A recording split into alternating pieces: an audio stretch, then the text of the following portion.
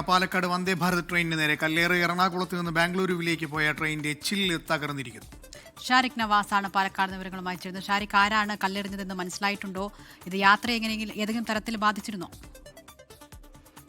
ദിൽന, അനൂപ്, അത്തരത്തിൽ ആരാണ് കല്ലെറിഞ്ഞതോ മറ്റു അത്തരത്തിലുള്ള വിവരങ്ങളൊന്നും പോലീസിന് ഇതുവരെ ലഭിച്ചിട്ടില്ല. ഇതിന് അതായത് പാലക്കാട് പറളിയിൽ ട്രെയിൻ എത്തിയപ്പോഴാണ് കല്ലേറുണ്ടായിരിക്കുന്നത്. ഇന്ന് വൈകിട്ട് 4:30യോടെയാണ് സംഭവം. അതായത് വന്ദേ ഭാരത് ട്രെയിനിന്റെ ജനൽ ചില്ല് തകർന്ന നിലയിലായിട്ടുണ്ട്. എന്നാൽ കല്ലുള്ളിലേക്ക് പതിച്ചിട്ടില്ല. ആർക്കും യാത്രക്കാർക്കും പരിക്കൊന്നും ഉണ്ടായിട്ടില്ല. പാലക്കാട് ജംഗ്ഷനിൽ പരിശോധിച്ചപ്പോഴാണ് ജനലിന്റെ ചില്ല് തകർന്ന നിലയിൽ റെയിൽവേ ഉദ്യോഗസ്ഥർ കണ്ടെത്തിയത്. എന്തായാലും ഒലവക്കോടുള്ള RPF ഇതുമായി ബന്ധപ്പെട്ട് പരാതി നൽകിയിട്ടുണ്ട്.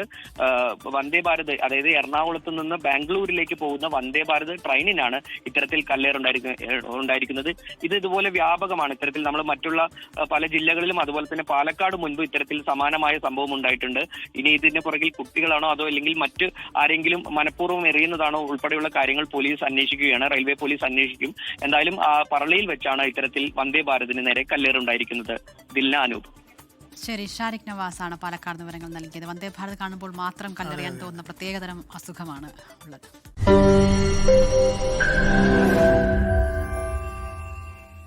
ലോകത്തെവിടെയായാലും ഏത് സമയത്തും 24 വാർത്തകളും ഓഗ്മെന്റഡ് റിയാലിറ്റി പാക്കേജുകളും എക്സ്പ്ലെയിനറുകളും വിശദമായി കാണാൻ ഞങ്ങളുടെ YouTube ചാനൽ നിങ്ങൾക്ക് സബ്സ്ക്രൈബ് ചെയ്യാം.